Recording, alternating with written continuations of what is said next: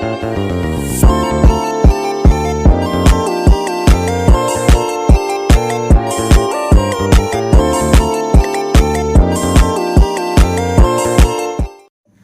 Sobat Podcast, udah pada rindu kan untuk bertemu kami lagi yang wanita cantik-cantik yang tidak kalah cantik dari wanita di dunia lainnya, di Mars mungkin gitu ya.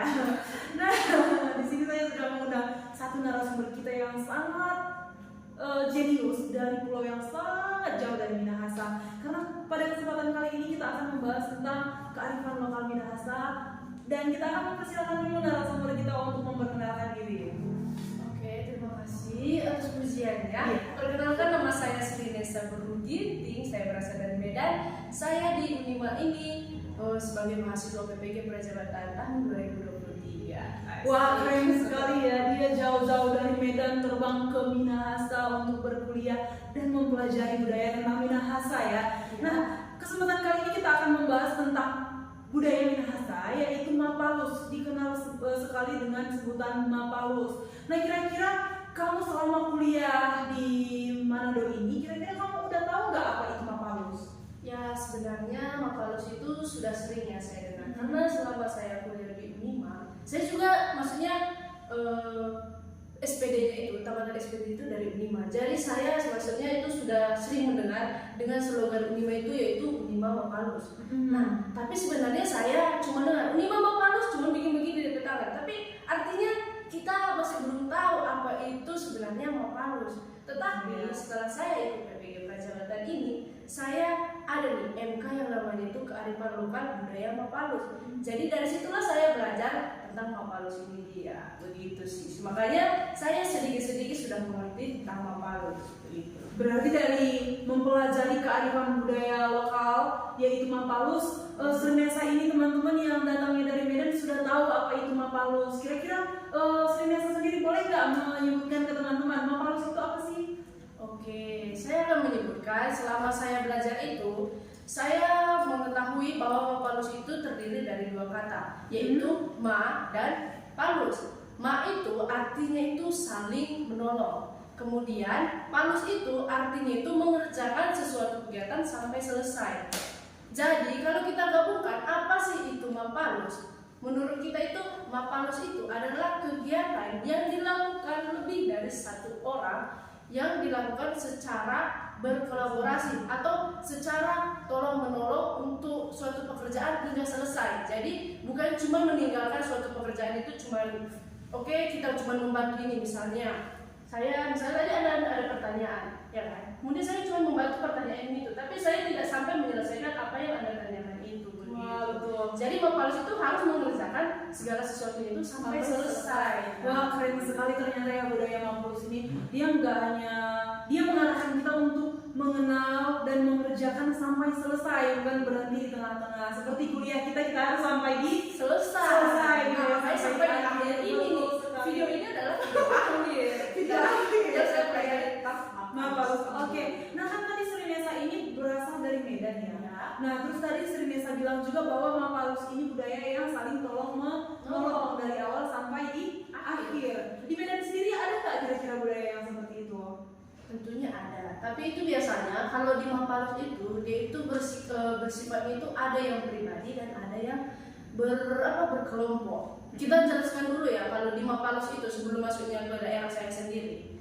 Nah, kalau di Mapalus itu sebenarnya dia itu lebih ke pengelompokannya. Itu merupakan suatu kegiatan pekerjaan yang dilakukan secara tolong-menolong. Misalnya kita mau membuka lahan pertanian, pembangunan rumah, misalnya ada acara ibadah, acara keluarga, tempat musyawarah mufakat, itu semua dilakukan suatu kegiatan Mapalus. Itulah maksudnya suatu Mapalus. Seperti misalnya saya kan Kristen gitu.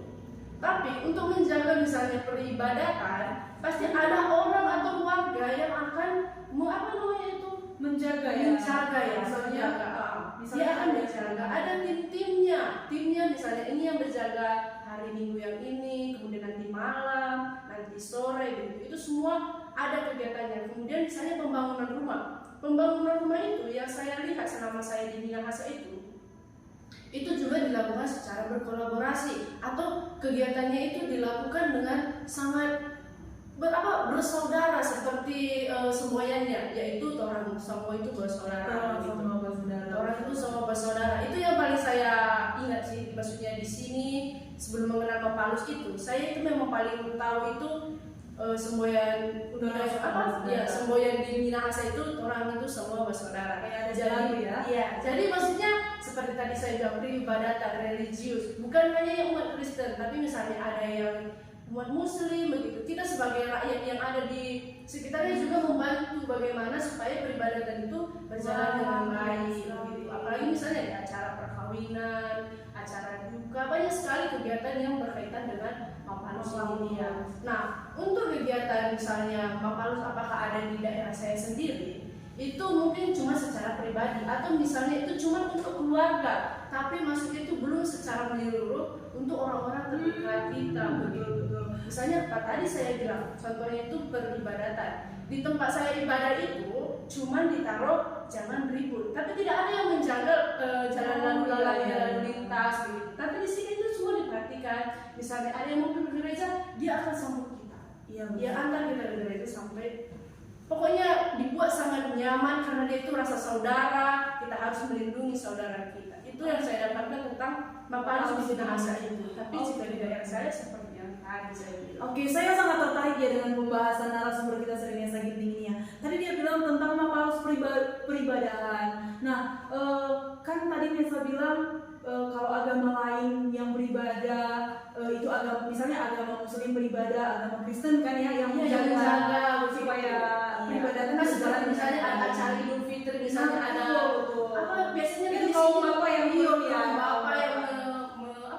untuk menjaga lalu lintas supaya ada macet. Jadi maksudnya tidak ada perbedaan begitu. Semua itu sama. Oh, berarti Mapalus ini bukan hanya di agama tertentu, tetapi semua rakyat Minahasa ya. Itu bukan termasuk cuma rakyat Minahasa juga. Dan maksudnya bukan cuma untuk apa namanya untuk peribadatan, tapi seperti yang tadi pembangunan. Iya. Tapi tadi saya tertarik yang peribadatan gitu karena menyentuh hati ya. Kalau kita lihat di daerah-daerah lain kan peribadatan begitu. Tapi kalau kita lihat di sini kayak mereka saling merangkul ya, namanya melalui kata Mapalus ini. Berarti menurut Serinesa sendiri, kalau Mapalus ini diterapkan di seluruh daerah yang ada di Indonesia, kira-kira bagus nggak untuk kayak bidang keagamaan tadi terlebih dahulu gitu? Itu sangat bagus. Tapi ingat ya, apa yang dikatakan oleh Bapak filosofis Sulawesi Utara yaitu Dr. Samratulangi, dia itu mengatakan Sito Timo To, yang artinya apa?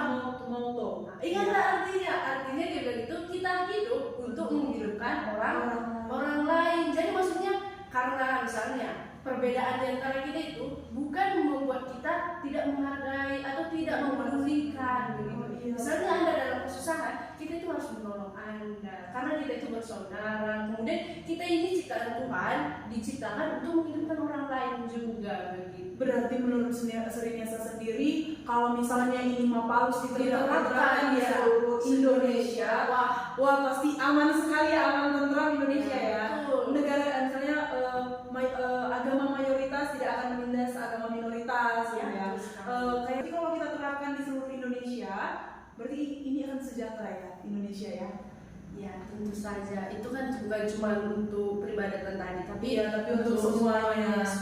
Bagaimana cara kita bergotong royong, membantu sesama kita, mau itu keluarga kita atau tidak, kita harus saling membantu. Seperti yang kita lihat juga di sini di Minahasa sendiri begitu mereka itu memang sangat, menurut kita memang sangat membantu. Apalagi saya sebagai anak kos begitu ya, anak kos yang jauh dari orang tua. Tapi ibu kos saya sendiri itu sangat protektif kepada saya. Dia maksudnya menganggap saya sebagai anaknya. Dia larang kita ke sini itu demi kebaikan kita. Pulang kos jam segini. Ya, makanya kita rasa di sini memang mau anggota luar kah, anggota dalam kah, dia itu menurut itu sama semua.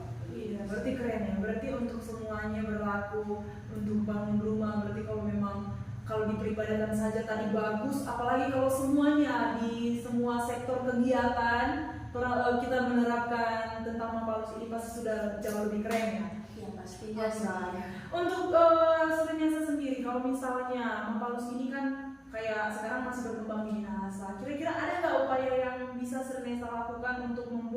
Mapalus ini dikenal secara nasional lebih dulu, secara di seluruh Indonesia lah kira-kira begitu?